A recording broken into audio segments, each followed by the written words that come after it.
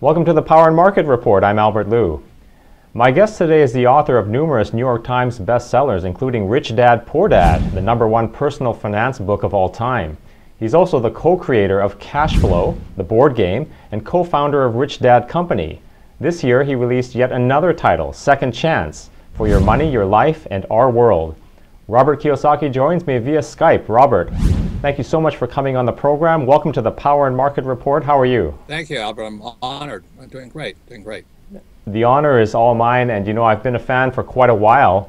I first picked up Rich Dad, Poor Dad probably back in 2004, 2005. Oh, early. And it was quite an experience. And you know what's interesting about you is since then, of course, you've been active for the whole time. The message has evolved.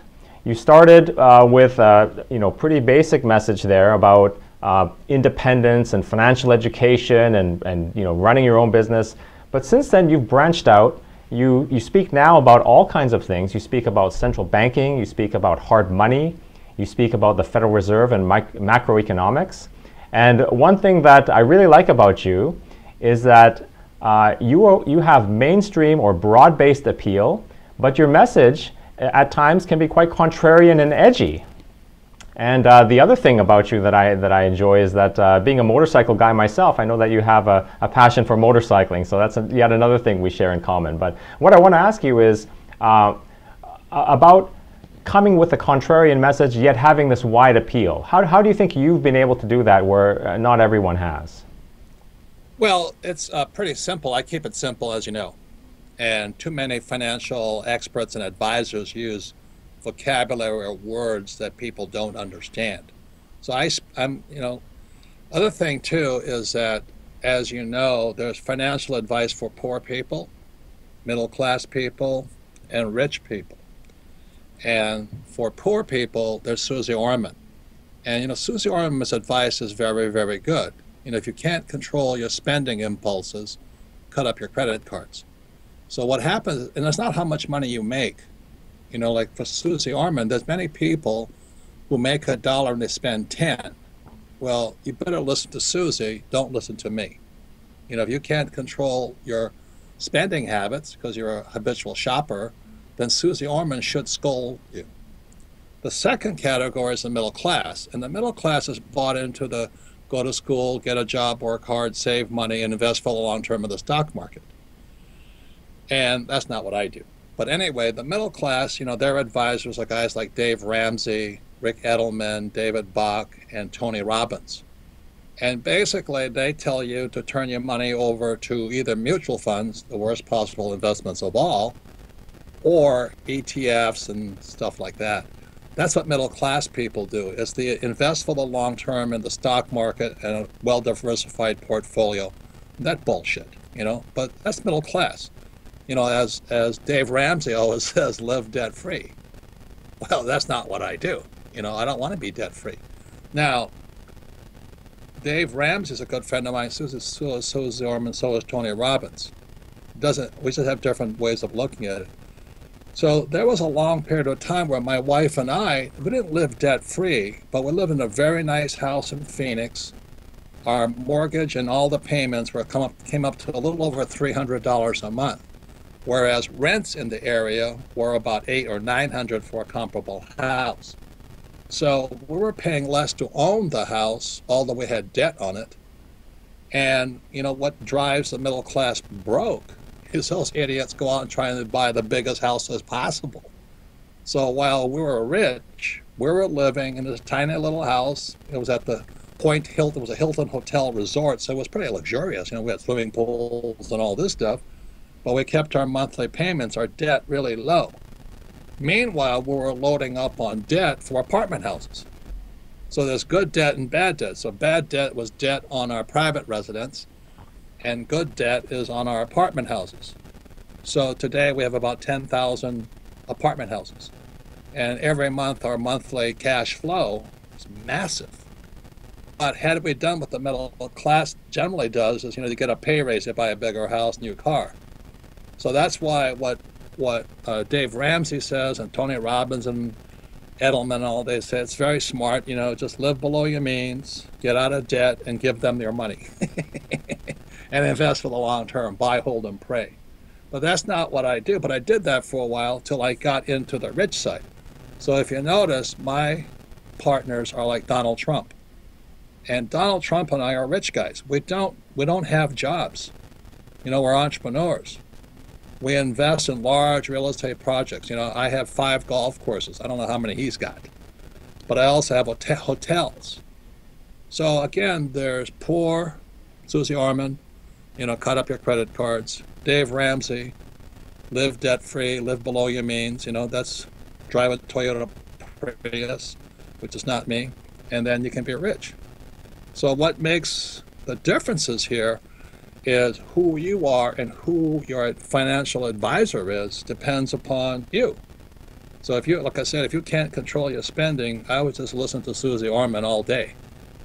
And if you really don't like risk and all this, then it's Dave Ramsey. Live debt-free and buy mutual funds, the worst possible investments possible, and invest for the long term. And that's what you should do. Now, on the rich side is I use debt and I don't pay tax. So what happens for the average person when I say don't pay tax, their emotions go up and they go, oh, I don't want the IRS auditing me. So they pay their stupid taxes.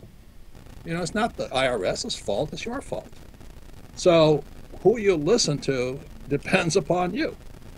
And Trump and I are good friends. I don't like what he's saying about my Hispanic friends, obviously, but that's Trump, But he and I play by a different set of rules than the middle class and the poor. So that's my spiel. I think there's another difference as well, and I see everything that you just pointed out. But there is one other difference about you. I noticed that a lot of people, obviously everybody wants to be rich, and more specifically, everyone wants to live rich. But they don't often want to make the sacrifices that come along with getting there. And one of those sacrifices you mentioned about not spending or not loading up on consumer debt, that's certainly one of them. But the other thing is that you have to put your mind to it and you have to learn. And I've met over the years, Robert, many people. I run an investment or several investment groups myself. And one thing I've noticed is that the cash flow groups, they are among the most highly attended investment groups you'll find around. People who follow you love to learn as well. Why is it that they love to learn and they just don't want to live rich? You've got it. See, the key is, are you an active learner? That's why when you called and said, get on your program, I'm happy to talk to you. Because I want, like you, I want to encourage people to be active learners. See, this market is changing so fast right now. China's going down. Russia has bases in Syria. He's backing Assad. We're going to try and kill Assad. You got ISIS. You have emerging markets crashing. And these guys who have 401ks, you're getting screwed. You bought you drank the Kool-Aid of go to school, get a job, work hard, save money, buy a house, and invest for the long term in the stock market in a well-diversified portfolio of mutual funds. That's the worst possible advice after the year 2000. It was great advice up to 2000. So that people say, well, what do I do now? It's 2015. Well, you got to study. You got to be a proactive student of markets, of different asset classes and all this. Now, most people aren't going to do that. You know that, and I know that. I just got off an interview with a Chinese business magazine, and I said the problem with Chinese, I'm Japanese, I can say this. The problem with Chinese is they're gamblers.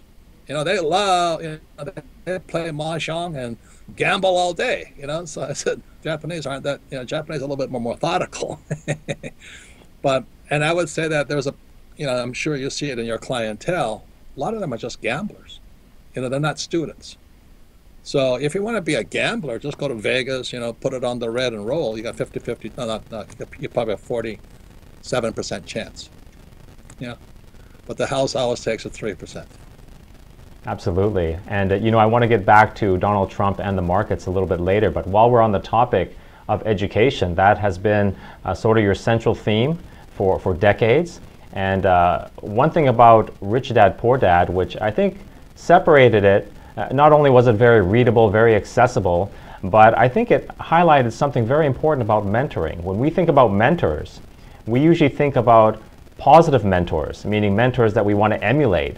But you brought out another way to use mentors, and that is to study and learn from other people's mistakes, or to study from the decisions that they've made, hence the poor dad aspect of it. And where did that come from, and is it something that you've always used yourself?